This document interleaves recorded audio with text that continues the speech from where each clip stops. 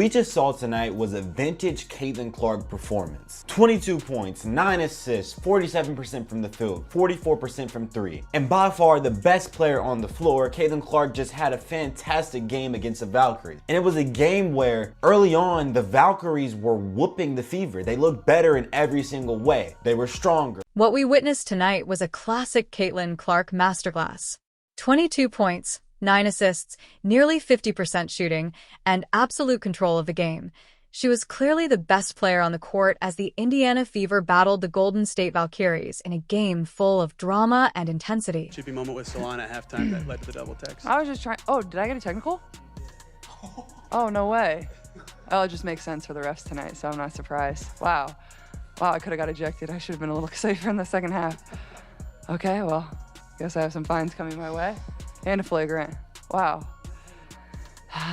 Well, the refs were interesting, but I'm not going to say anything else because obviously I got probably $1,000 worth of fines coming my way, but I was just trying to get the rebound and I didn't know I got a technical foul, but thanks for letting me. Early on, the Valkyries looked unstoppable. They were stronger, faster, and completely outplaying Indiana. The Fever looked overwhelmed until one controversial moment changed everything and lit social media on fire. It seemed like they were going to confidently win this game from the sample size of the first half. But you got to see the Indiana Fever resilience, and you got to see Caitlin Clark rally her team back. But more than that, you got to see that Caitlin Clark ain't no daggone chump. One thing that we've been seeing since Caitlin Clark came into the WNBA is that when she plays against these new teams, bench players start playing like starters because they want a piece of that Caitlin Clark pie. They want the media attention, the notoriety that comes with playing against Caitlin Clark, and in this game, it was in the middle of a heated battle, Janielle Salaün appeared to deliver a hard elbow to Caitlin Clark. Fans instantly exploded online, replaying the moment over and over. The biggest shock, the referees barely reacted, leaving Fever fans furious. Call the president, where's Caitlin Clark? Have no fear, Caitlin Clark is here, y'all. Come on, man. MVP mode unlocked tonight. Hey, Tiffany Hayes, thank you. Salaun, thank you for unlocking the beast in CC. Come on, man. Hey, this play right here. Main thing I want to look at right here. Main thing. And then another one. That was a beautiful pass, by the way. Beautiful pass to Lexi in the corner. Look at this. Look at this. Clark was stunned, but kept her composure.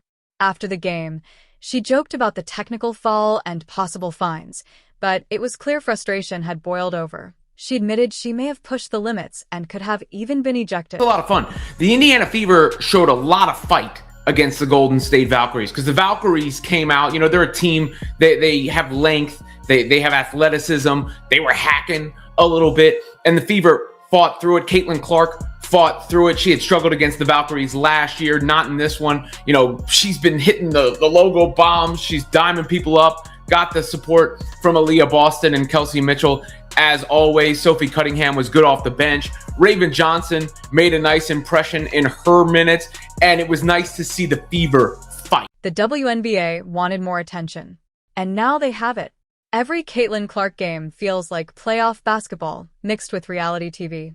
Every hard foul, every argument, every reaction becomes instant viral content. Fever defeat the Valkyries for the first time after last season getting swept by them in a game that I really wanted the Indiana Fever to win. Caitlin Clark was back in the lineup, and this thing at one point turned into the Caitlin Clark versus Tiffany Hayes duel. And man, it was competitive. They were talking junk to each other. They were firing up. It was physical. They were letting each other have it. And at the end of the day, Caitlin got the better of the situation, finished the game with 22 points, 9 boards, looking every bit like the MVP candidate that she is. Caitlin Clark is not backing down from anyone.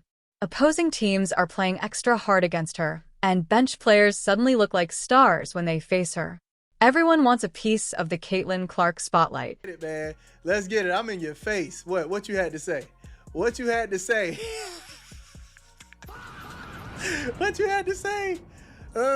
What did you have to say, man? Oh, man. Hey, hold on. This not it, though. This not it, though. Yeah. Me and you. Me and you, Tiffany. Me and you. I want all that smoke. Hey, give it to Look, she's like, get out my effing face. Caitlin like, yeah. Tiffany Hayes brought serious energy, trash talk, and aggression. She pressured Clark all game, scored big shots, and made sure Caitlin heard every word. But Clark responded the best way possible, by taking over. And then there was more of that feistiness I was talking about. This was right before the half. Caitlin's second technical of the season. A little bit of a shoving match. Good pass to Lexi Hull. Hull had hit one from there right before that. Janielle Salaün and Caitlin. And look at Myisha Hines-Allen, by the way. Come running in.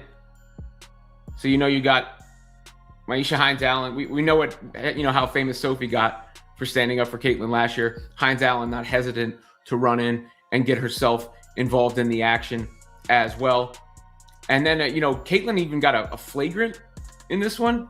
I don't think this should have been flagrant. Definitely was a foul because she leans with this into the screen with her shoulder. I guess I could see it. They're saying she put a little extra sauce on it. Once Clark got rolling, the game completely changed. Deep threes, impossible passes, and total control of Indiana's offense.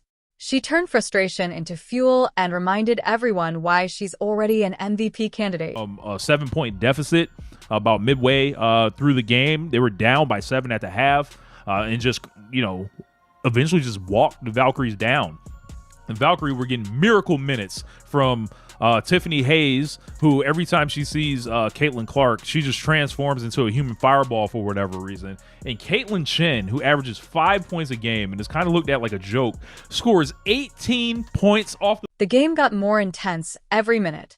Hard screens, constant contact, missed calls, and players chirping nonstop. The officials looked overwhelmed as tempers rose, and the emotional temperature exploded before halftime. You out here cooking people, huh? You got your little cross and your little back step 3, and you started popping off, huh? Let me give you some of that action. Look at that. Caitlin, yeah, I'm in your face, yeah. Hey, I love every bit of it, dog. I love every bit of it. Come on, man. They did nothing but piss Caitlin off, and Caitlin said, yeah, let me show you what time it is. You think this is first year Caitlin. Oh, wait a minute. You think this is second year Caitlin. Nah. See, this is what y'all have to understand, man. You give player 3 years, okay? You give them 3 years. Throughout that third year, you're going to see exactly who they are. After the elbow incident, fans split into 2 camps. Some called it a cheap shot against Clark. Others said it was just physical basketball. Social media became a battlefield of slow-motion clips, conspiracy theories, and nonstop arguments. Good for Caitlin to send a little message that she won't get punked either, and give it the other way. I mean, basketball is a bit of a physical game. This one didn't have quite as much freedom of movement or those points of emphasis because the Valkyries were hacking early in the game. I think it got the Fever a little frustrated. The Valkyries didn't look like a team on a back-to-back. They had a tough, to be fair to them, that's a tough scheduling situation to play in New York the night before and then have to go play Indiana, less than 24 hours later. It's not a huge trip from New York to Indianapolis, but nonetheless, that's a tough turnaround for any basketball team. Love her or hate her, Caitlin Clark changes the energy everywhere she plays. Every game becomes must-watch television. Opponents play harder. Fans react louder. Referees face impossible pressure. She's become the center of the basketball. And not taking any stuff from the Valkyries, man. I don't think this was one of these situations where girls are hating on Caitlin. I feel like this was just Caitlin going after the ball. The girl hit her with a chicken wing. The girl should have let Caitlin foul her. Maybe they would have went to the line and got some cheap free throws. I do not think this has anything to do with girls hating on Caitlin. I did not get any of that from the Valkyries today, man. Clark finished with 22 points and 9 assists, but the biggest story wasn't the stat line. It was the drama, the emotion, and the undeniable reality that the WNBA is entering a new era because of Caitlin Clark. Every game is theater. Every moment becomes history.